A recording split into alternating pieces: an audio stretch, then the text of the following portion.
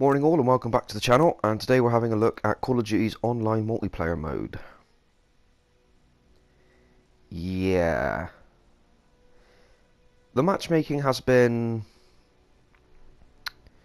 how do I put this? Long.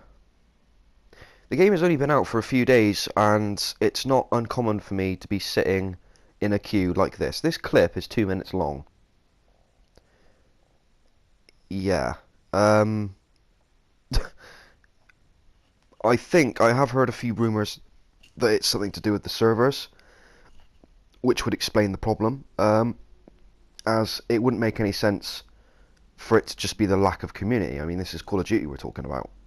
Long queue times in War Thunder are understandable, because at peak times there's only 50,000 people playing the game, and at low times there's only 20,000 people playing the game. But this is Call of Duty. Hundreds of thousands of people are going to be playing this game, so why will it not give me a match? Well, that's the million-dollar question, isn't it? Nevertheless, I digress. The gameplay is actually quite good. So, let's take a look at that, shall we? I'll cut this off now. You don't really want to be sitting here for 2 minutes watching this, do you? Okay then, let's get into the gameplay. Okay, so this is one of the best games I played. This is on the Gustav Cannon map. Probably my favourite map that I've played on so far. Basically, there are several different quote-unquote classes you can use. Airborne, Infantry, Expeditionary Force, Armoured, and I think that's it. There may be one more. Oh, Mountain Troops, which is the sniper, basically. Although, these classes pretty much act as perks, as there aren't any perks in the game, so to speak. So, more or less, you just have these classes to give you buffs to your playstyle. The Mountain Troops, for example, can't be spotted through radar, even when they're firing, I don't think. Especially if they're using a suppressor, which is where using a submachine gun would come in handy. Although, that class doesn't have access to a suppressor. The Airborne class, as you can see me using here, does. So bear that in mind. The Armoured class gets light machine guns by standard, but as I said, you can equip any weapon to any class that you want, or any division, as they're called in the game, that you want. You're not limited. It's not like Battlefield. You're not limited to a specific weapon class for the class or division that you choose, which I quite like. It allows you to play to your strengths and use the weapon that you like at the same time. Me, for example, I will be using the MP40 once I've unlocked it. I'm quite close. There are certain weapons in the game that you have to unlock by prestiging the division. So, divisions themselves have 4 levels. Each level gives you an extra buff. I'm at rank 3 in the division at the moment, so once I get to rank 4 for the Airborne division, I will have access to the MP40, which the Airborne class unlocks submachine guns, basically. Or at least the MP40 is locked behind the Airborne's prestige, which is fine. There aren't that many weapons in the game, however. There's 3 or 4 sniper rifles, 3 or 4 submachine guns. I don't know why the Sten isn't in the game. About 3 or 4 light machine guns, and about 5 or 6 rifles. That's not a lot. Compared to the amount of guns that were in previous games, that's not a lot. The Mauser 98K, the Car 98, isn't in the online as just a bolt-action rifle. It's a sniper rifle with the scope, but it's not a standard bolt-action rifle. Same with the Enfield. It's a rifle with a scope, but it's not the standard version without a scope, which I think is a bit irritating, really. I would have liked to have had access to a single-shot bolt-action in any class without having to use it with a scope. But nevertheless, this is what we're given, so that's kind of what we have to use.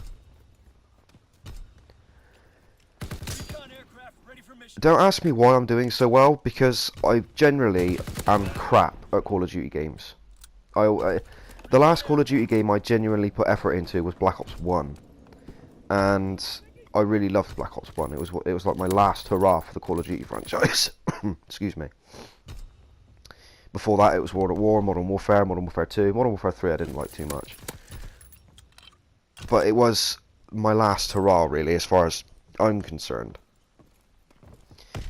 I think I may start getting into this game more. I do wish there was more weapons, obviously. It's kind of disappointing that there isn't.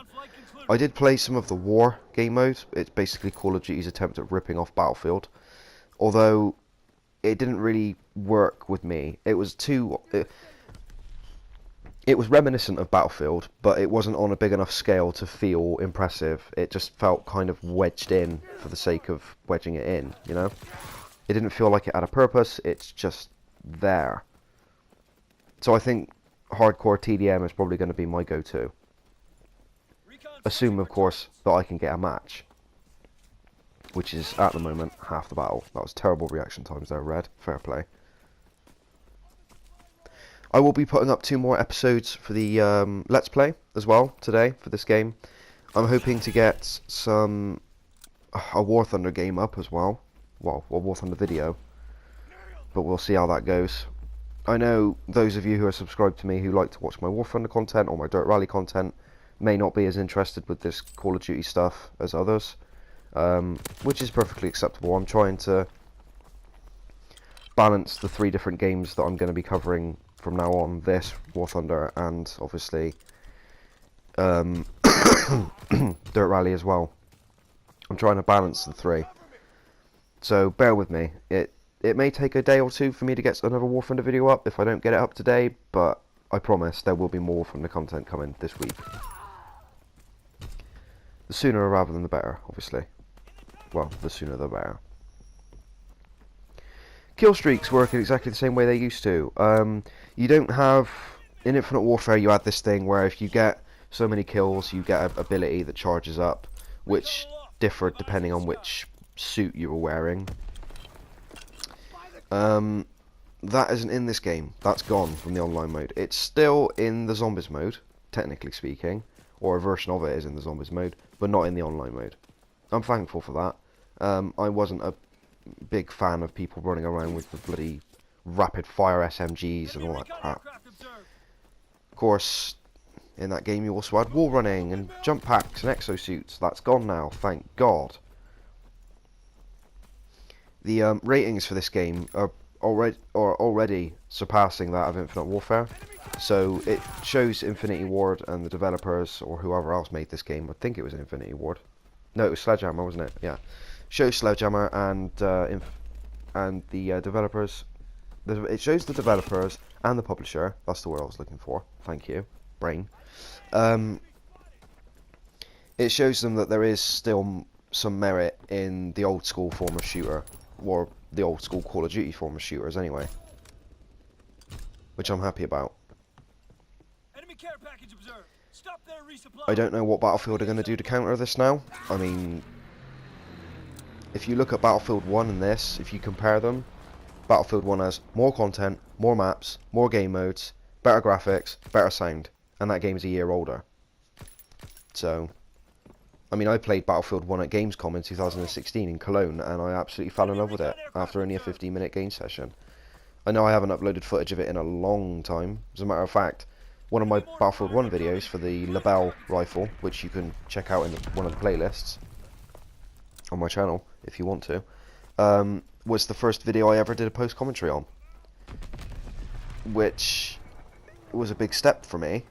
So it's always been a bit of a hallmark of my channel, in my opinion. You know, it's one of the first videos, or the first video to ever have a commentary, so I'm quite happy with that.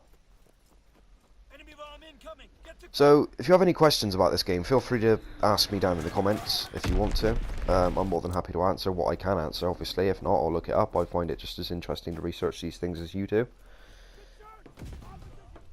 As far as historical accuracy goes, it's Call of Duty. World at War, in comparison, was quite historically accurate, the campaign especially. Although, because of the political correctness crap that's going around the internet nowadays, you can't have swastikas in the game anymore because they can't sell the game in Germany. Although Wolfenstein pulled that off because they just made an edited version to sell only in Germany.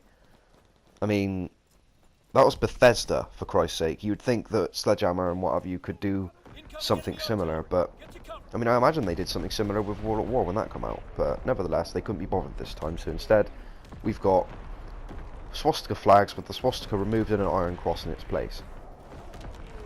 No eagles on the uniforms, the German uniforms anyway. And another minor complaint, this is really petty, I know, but I would have, there's a hub, kind of like the tower in Destiny, where you can go, you can open loot boxes, you can go to the quartermaster, you can get orders, you can do all sorts of shit, right? But the only people I've seen walking around are wearing American uniforms, or British uniforms, Allied uniforms basically. Nobody walking around in a German uniform. It would be nice to see that. I mean, I for one thoroughly believe that the Germans were not all bad, especially the Wehrmacht. The SS, they were wankers, but the Wehrmacht, they were soldiers just like the Americans, the British, the rest of the Commonwealth soldiers. They were all in the same boat. So it would be nice to see some German people in German uniforms walking around in the hub in this game, on Normandy Beach. Anyway, I hope you guys enjoyed the video. I'm going to crack on with the campaign. This will be uploaded either before or after. I haven't made my mind up yet. And I'll see you guys in the next video. Cheers.